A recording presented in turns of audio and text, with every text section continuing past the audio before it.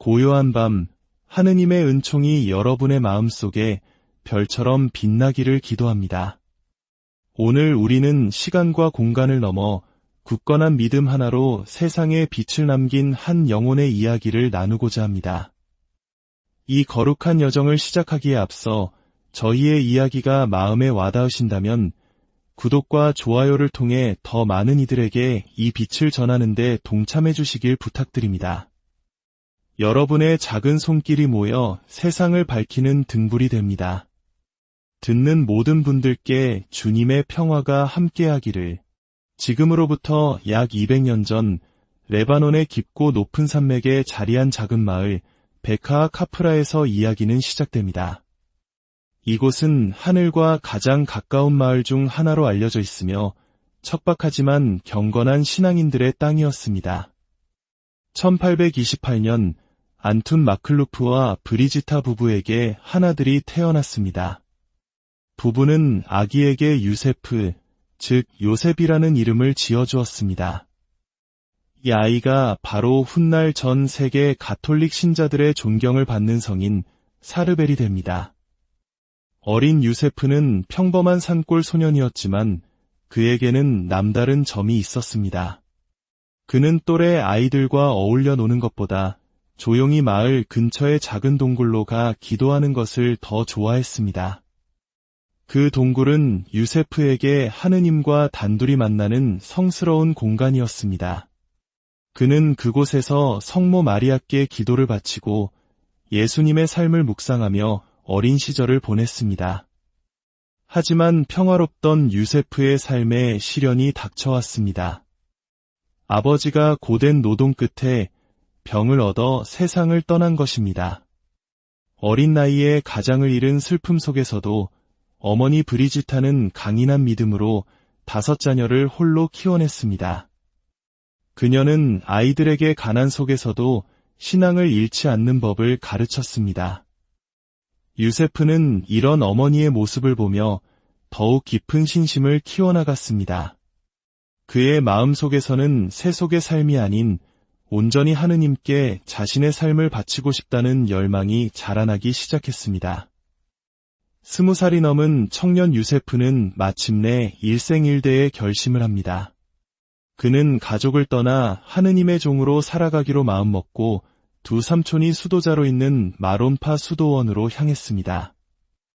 어머니 브리지타는 아들의 갑작스러운 결정에 하늘이 무너지는 듯한 슬픔을 느꼈습니다. 그녀는 수도원으로 달려가 아들을 붙잡고 눈물로 호소했습니다. 아들아, 집으로 돌아가자. 내가 정녕 하느님을 섬기고 싶다면 이 늙은 어미를 돌보는 것도 그분의 뜻이 아니겠느냐. 하지만 유세프의 결심은 확고했습니다. 그는 눈물을 머금고 어머니를 바라보며 말했습니다. 어머니, 이제 저의 이름은 유세프가 아닙니다. 저는 하느님 안에서 새로운 삶을 살 것입니다. 우리는 이 세상이 아닌 하늘나라에서 영원히 함께할 것입니다. 아들의 굳은 신념 앞에서 어머니는 더 이상 그를 붙잡을 수 없었습니다. 아들을 하느님께 봉헌하며 그녀는 슬픔 속에서도 아들의 앞날을 축복했습니다. 수도원에 들어간 유세프는 2세기 순교자 성 샤르벨의 이름을 받아 사르벨 수사로 다시 태어났습니다. 그는 수도원의 엄격한 규율 속에서 순명, 청빈, 정결의 삶을 살았습니다. 그의 삶은 오직 기도와 노동, 그리고 묵상으로 채워졌습니다. 그는 밭을 갈 때도, 돌을 나를 때도 그의 입에서는 끊임없이 기도가 흘러나왔습니다. 동료 수사들은 그의 깊은 신심과 겸손함에 감탄하며 그를 성인이라 부르기 시작했습니다. 사르벨의 성덕은 여러 기적적인 사건들을 통해 드러났습니다. 어느 날 밤 동료 수사들이 장난삼아 그의 등잔에 기름 대신 물을 채워 넣었습니다. 그러나 사르벨 수사가 등잔에 불을 붙이자 물이 마치 기름처럼 활활 타오르며 어둠을 밝혔습니다. 이 소식을 들은 수도원장은 하느님께서 사르벨과 함께하심을 깨닫고 그의 성덕을 모든 이들 앞에서 증거했습니다. 이 사건은 샤르벨이 하느님의 특별한 은총을 받은 인물임을 보여주는 첫 번째 표징이었습니다. 사제품을 받은 샤르벨 신부는 23년 동안 수도자로서의 삶을 이어간 후 더 깊은 고독 속에서 하느님과 일치하고자 하는 열망을 품게 되었습니다. 그는 수도원장의 허락을 받아 산정상에 위치한 성 베드로와 바오로 은수함으로 들어갔습니다. 은수자의 삶은 상상을 초월할 정도로 고독하고 혹독했습니다. 그는 야른 수도복 한 벌로 혹독한 추위와 더위를 견뎠고 거친 염소털 옷을 입고 잠을 잤으며 하루 한 끼의 소박한 식사로 연명했습니다. 그의 유일한 위안이자 기쁨은 매일 봉헌하는 미사와 성체 조배였습니다. 그는 세상의 모든 죄인들과 고통받는 이들을 위해 기도하며 자신의 삶을 온전히 제물로 바쳤습니다. 그의 성덕은 은수함의 담장을 넘어 세상에 알려지기 시작했습니다. 수많은 사람들이 병든 몸과 상처 입은 영혼을 이끌고 그를 찾아왔습니다. 그는 찾아오는 모든 이들을 위해 기도해 주었고 그의 기도를 통해 수많은 치유의 기적이 일어났습니다.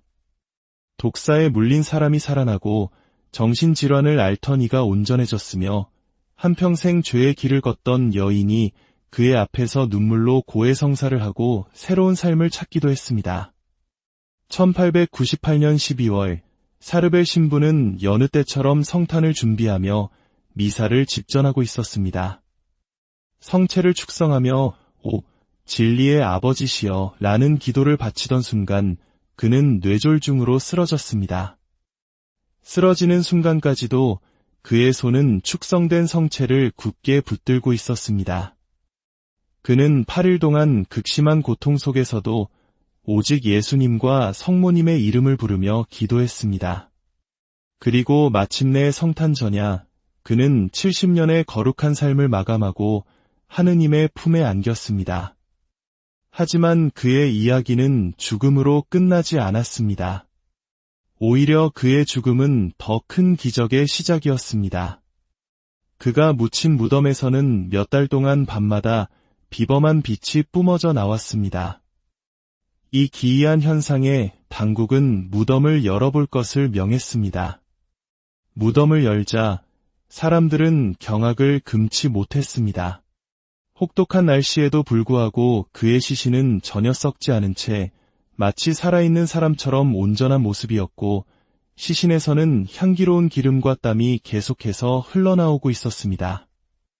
이후 그의 시신은 여러 차례 옮겨졌지만 초자연적인 현상은 계속되었습니다.